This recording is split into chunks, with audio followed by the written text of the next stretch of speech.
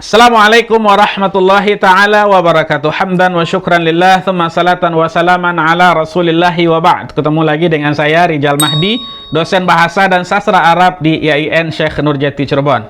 Pada kesempatan kali ini kita akan membahas satu pembahasan dan topik terkait dengan terjemahan at-tatbiqiyah, at-terjemah at-tatbiqiyah atau terjemah terapan yang diajarkan di jurusan bahasa dan sastra Arab di IAIN Syekh Nurjati Cirebon. Pada kesempatan kali ini kita akan membahas topik bagaimana cara menerjemahkan jumlah fi'liyah ke dalam bahasa Indonesia.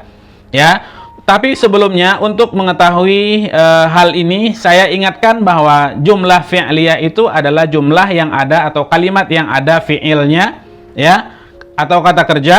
Kemudian ada fa'ilnya, ada subjeknya, kemudian ada maf'ul bihi atau maf'ul yang lain atau objeknya, ya. Jadi jumlah fi'liyah ada kata kerja, kemudian ada fa'il, kemudian ada objek. Itu yang sudah sama-sama kita pahami. Di dalam cara menerjemahkan jumlah fi'liyah ke dalam bahasa Indonesia, maksudnya kita harus mengetahui beberapa tolak ukur dan pegangan dalam menerjemahkan jumlah fi'liyah ini ke dalam bahasa Indonesia. Yang pertama, la wujuda li jumlah fi'liyah fil lughal Indonesia, ya. Bahasa Indonesia tidak mempunyai struktur jumlah fi'liyah. Artinya tidak dimulai, kalau kalimat itu tidak dimulai dengan kata kerja, ya. Di dalam bahasa Arab boleh dua, ya. Bisa fi'liyah dimulai dengan kata kerja atau jumlahnya jumlah ismiyah yang dimulai dengan subjek atau predikat. Begitu, ya. Ada subjek, ada predikat, ada mubtada, ada khabar. Ini yang sudah kita pahami sebelumnya. Nah, di dalam bahasa Arab ketika kita menerjemahkan jumlah fi'liyah ini, ya, jumlah yang dimulai dengan kata kerja ini, ketika kita terjemahkan ke dalam bahasa Indonesia, kita harus memikirkan bahwa di Indonesia tidak ada jumlah fi'liyah, ya. Itu yang pertama. Jadi kita harus rubah jumlah fi'liyah atau struktur di dalam bahasa Arab dalam bentuk jumlah fi'liyah ke dalam jumlah ismiyah di dalam bahasa Indonesia. Itu yang pertama. Yang kedua, yatahawwal al-fa'il ila al-mubtada. Ya, jumlah fi'liyah itu ada fa'il, ya, ada kata kerja, ada fa'il, ada objek. Itu yang kita pahami, kan? Oke, ketika kita rubah ke dalam bahasa Indonesia, ya, fa'il itu akhirnya jadi mubtada, jadi subjek, ya. Fa'il itu jadi subjek, kemudian ada predikat, begitu, ya. Kemudian ada objek, begitu di dalam bahasa Indonesia. Oke, perubahan antara dari fa'il, ya, ke mubtada, ya, itu adalah hukumnya wajib di dalam bahasa Indonesia, ya. Jadi kesimpulannya, kalau kita ingin menerjemahkan jumlah fi'liyah dari bahasa Arab ke dalam bahasa Indonesia, kita harus merubah struktur kalimat di dalam bahasa Indonesianya dengan jumlah ismiyah atau subjek dan predikat. Ya, ini yang perlu kita pahami. Kemudian kita coba lihat contoh-contoh yang ada di dalam penerjemahan ini. Misalnya di dalam kalimat wasalat al-wukala al-ajnabiyah ilal matar. Misalnya, wasalat al-wukala al-ajnabiyah ilal matar, ya. Al-wukala al-ajnabiyah itu adalah fa'ilnya, ya. Kemudian wasalat itu adalah fi'ilnya, ya. Kemudian ilal matar itu adalah jar dan majrur, ya. Bagaimana cara menerjemahkan jumlah ini atau kalimat ini ke dalam bahasa Indonesia? Caranya adalah bahwa yang kita mulai adalah dari fa'ilnya itu, ya. Jadi tidak kita terjemahkan dari kata kerjanya, ya. Oke, al-wukala al-ajnabiyah itu adalah fa'il, berarti itu yang kita sebutkan di awal, ya.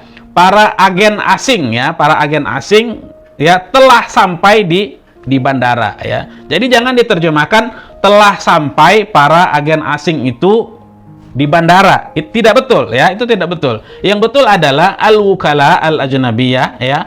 Para agen asing itu telah sampai ke bandara. Begitu, ya, cara menerjemahkan jumlah fi'liyah ke dalam bahasa Indonesia.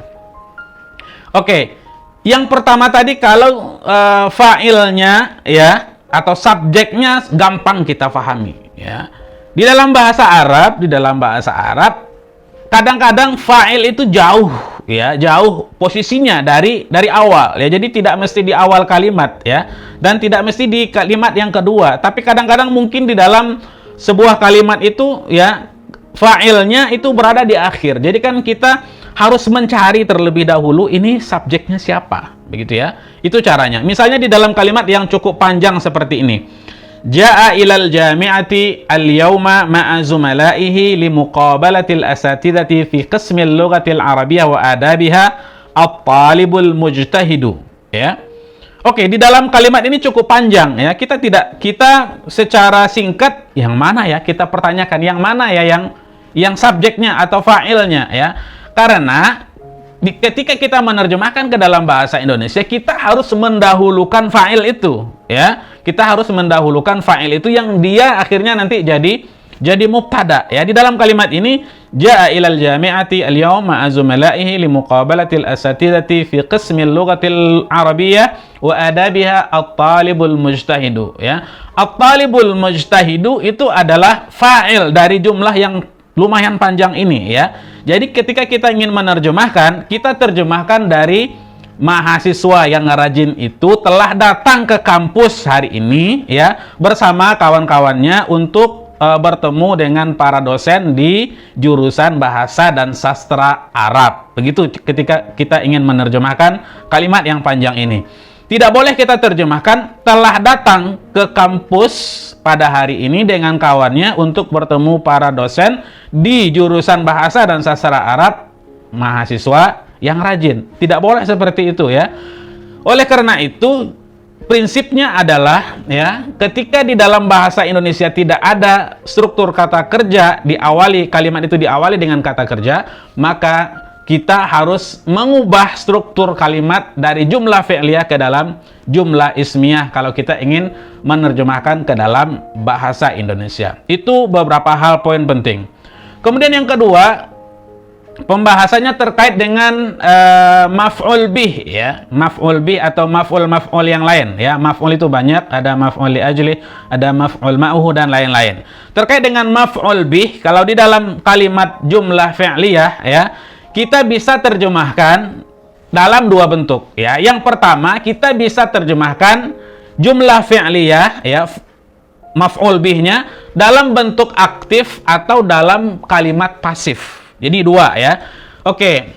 Bisa aktif, bisa pasif. Contoh di dalam kalimat misalnya akala Aliyun al-aruzza.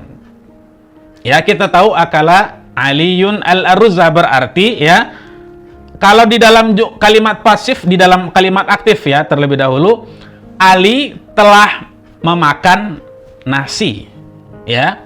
Atau kita terjemahkan dalam bentuk pasif ya, yaitu maf'ul bihnya itu kita dahulukan ketika kita menerjemahkannya. Al-aruzza yang kita terjemahkan terlebih dahulu. Nasi itu telah dimakan oleh Ali ya. Jadi ketika kita ingin menerjemahkan maf'ul bih dari jumlah fi'liyah ke dalam jumlah ismiyah atau ke dalam bahasa Indonesia, kita bisa menerjemahkannya dengan cara kalimat aktif atau kalimat pasif ya. Akala Aliyun al-aruzza ya, Ali telah memakan nasi. Itu aktif. Kalau pasif ya, nasi itu telah dimakan oleh Ali ya. Dua-duanya betul. Silakan dipilih ya, mana redaksi yang kita inginkan. Oke, demikian cara menerjemahkan jumlah fi'liyah ke dalam jumlah ismiyah. Jadi pembahasannya adalah ada terkait dengan fa'ilnya, kemudian ada juga pembahasan terkait dengan maf'ul bihnya ya. Demikian, semoga bermanfaat. Aku qauli hadza wa astaghfirullah li wa lakum wa lisairil muslimina min kulli dzam. Semoga bermanfaat. Fi amanillah.